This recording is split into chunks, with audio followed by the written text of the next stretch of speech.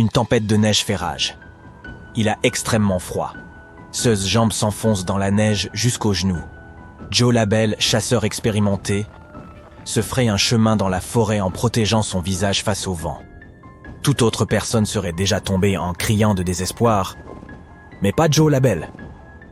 Il peut survivre en toutes circonstances et sait toujours quoi faire. En ce moment, il se dirige vers l'un des villages de l'extrême nord du Canada. Ce petit village est situé au bord du lac Anjikuni. Ses habitants sont des Inuits, peuple indigène d'Amérique du Nord. Joe n'a pas mangé ni bu depuis longtemps. Il a besoin d'une bonne nuit de sommeil et d'un repas chaud. Il espère que les habitants seront hospitaliers. À travers les arbres et la brume blanche, il aperçoit les silhouettes des tentes. De la fumée s'échappe de quelques habitations. Joe arrivera probablement à temps pour le déjeuner. Au moment où il arrive, le vent se calme. Le blizzard a pris fin. Le chasseur accélère et découvre le village au bord du lac gelé. C'est étrange, mais il n'y a d'habitants nulle part. Les gens sont probablement tous chez eux, dans l'attente que le temps s'éclaircisse. « Il y a quelqu'un !» crie Joe, mais il n'obtient aucune réponse. « Tiens, de la fumée s'échappe de cette tente !» Joe signale sa présence, mais personne n'ouvre. Il frappe plusieurs fois, puis entre. La tente est vide. Tout est à sa place. Il y a un morceau de tissu avec des aiguilles et du fil sur la table. Du bois brûle dans la cheminée. On dirait que les gens viennent à peine de partir. Joe entre dans la tente suivante et c'est la même chose. Tout est à sa place, mais il n'y a personne. Joe dépasse les tentes et découvre une fosse où brûlait il y a peu un feu de camp. Au-dessus, il y a une corde à laquelle est suspendu un morceau de viande. Pour une raison ou pour une autre, ils ne l'ont pas mangé. Le lac Anjikuni fait partie d'une chaîne de cours d'eau. Les Inuits y pêchaient et y échangeaient diverses marchandises. D'habitude, il y a beaucoup de monde ici, mais aujourd'hui, quelque chose a forcé les gens à quitter leur maison. Pourquoi ont-ils abandonné toutes leurs affaires et où sont-ils allés? Il n'y a aucune trace autour du village. Tous les traîneaux sont encore là. Les Inuits ont même laissé leurs chiens. Les chiens les aident à chasser et tirent les traîneaux. Personne ne laisserait ses vêtements chauds et ses chiens en partant d'ici, surtout par mauvais temps. Joe Labelle sait tout cela et en conclut que quelque chose de terrible s'est produit. Son corps tremble, non pas de froid mais de peur. Il parcourt le village entier et ne trouve absolument personne. Terrifié, il s'en va, se dirige vers le poste télégraphique le plus proche et envoie un message à la police. Au bout d'un certain temps, les gens commencent à arriver. La police essaie de retrouver les personnes disparues et de comprendre ce qui s'est passé, mais en vain. Près du village, ils trouvent une tombe vide. Lors de la cérémonie, les Inuits ont placé des pierres autour du lieu de sépulture. Ces pierres sont intactes, ce qui signifie qu'aucun animal n'est passé par là. Que s'est-il donc passé? Une trentaine de personnes vivaient dans ce village. Elles ont toutes disparu. Les habitants des villages voisins ne sont d'aucune aide. Ils n'ont aucune idée de ce qui est arrivé. La seule chose que la police a remarquée, ce sont d'étranges lumières bleues. Dans cette région, les aurores boréales sont un phénomène courant. Les habitants de la région aperçoivent souvent une lueur dans le ciel étoilé. Mais aujourd'hui, c'est différent.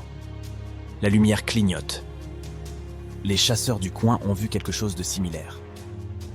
Ils disent que des choses étranges volèrent dans le ciel. Tout cela s'est passé en 1930. Près de 90 ans se sont écoulés depuis la disparition du village et de nombreuses théories ont vu le jour. Selon l'une d'elles, ce serait le fait d'une civilisation extraterrestre. Cette théorie dit que les lumières bleues que les habitants et la police ont vues dans le ciel étaient des vaisseaux spatiaux.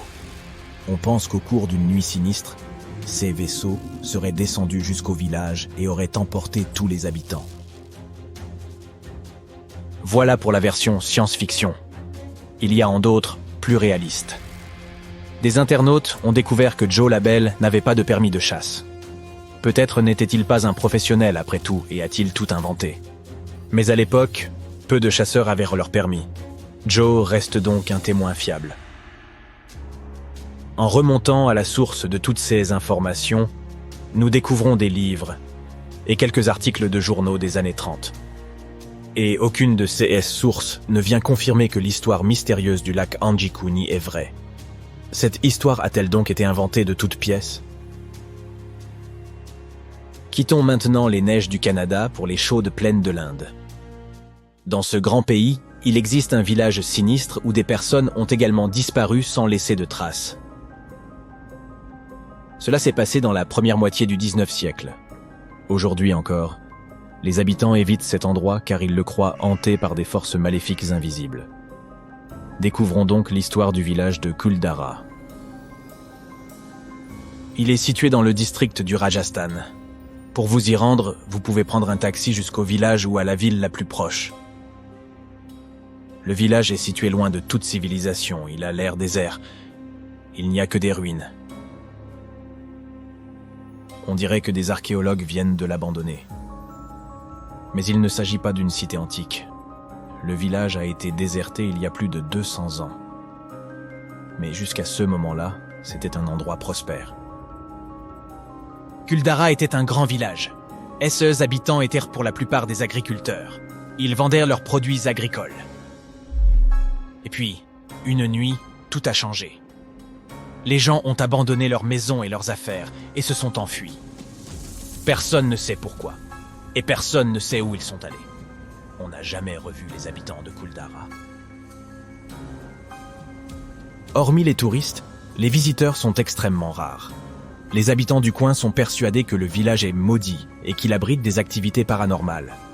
Si vous interrogez les résidents des villes voisines, ou si vous cherchez des informations sur Internet, vous découvrirez quelques légendes.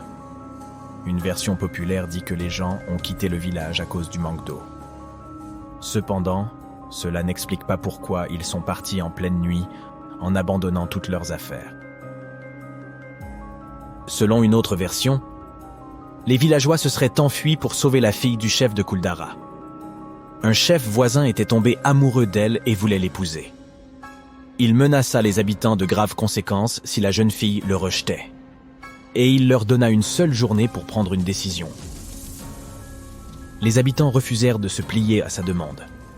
Par solidarité, ils décidèrent de quitter le village avec le chef et sa fille.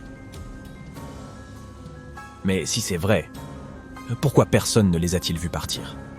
Un autre village a forcément dû les accueillir. En outre, ils auraient eu besoin de leurs affaires. Voilà le point commun entre Kuldara et le lac Anjikuni. Les gens ont quitté un endroit confortable pour une raison inconnue. Une histoire similaire s'est produite en Irlande, dans un petit village de l'île d'Achille. Une quarantaine de maisons de pierre et de paille longeaient la vallée de Kim Bay. Dans des documents datant des années 1830, on mentionne ce village composé de quelques petites bâtisses. Mais aujourd'hui, il n'en reste pratiquement rien, à part quelques morceaux de murs et de petits monticules de terre. Les habitants des localités voisines ne se souviennent pas de ce village. Mais nous le connaissons grâce aux récits des écrivains voyageurs qui ont décrit l'incroyable beauté du lieu dans leurs journaux. Les étudiants de l'école d'archéologie locale ont essayé de trouver des réponses. Ils ont fait des fouilles et ont découvert que les habitants ont certainement dû quitter leur village à cause de la faim ou d'une maladie.